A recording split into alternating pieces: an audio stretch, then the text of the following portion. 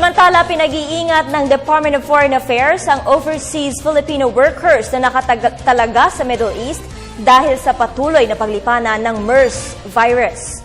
Para sa detalye, balitaan mo kami, Sam Ramirez. Nagpaalala ang Department of Foreign Affairs sa mga kababayan natin sa Middle East hinggil sa sakit na Middle East Respiratory Syndrome o MERS.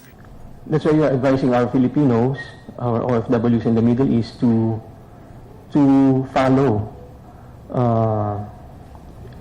the instructions and advisories of their health authorities and take necessary precaution. Maliban dito, meron din 5 pang Pinoy health workers na nahawaan ng nasabing virus.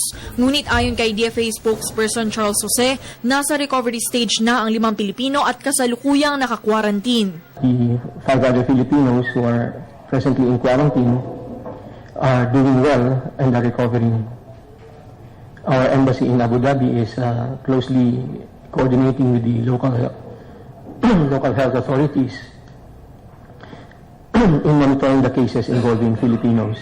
Hindi ito ang kauna-unahang pagkakataon na may Pilipinong nasawi dahil sa nasabing virus. Noong nakaraang taon lamang, isang Filipina nurse sa Saudi Arabia naman ang nahawaan ng nakamamatay na sakit. Payo ng DFA, sundin ang abiso ng health authorities sa ibang bansa. Sa kasalukuyan, mahigit 500,000 Pilipino ang nasa UAE. Para sa Telebisyon ng Bayan, Ramirez.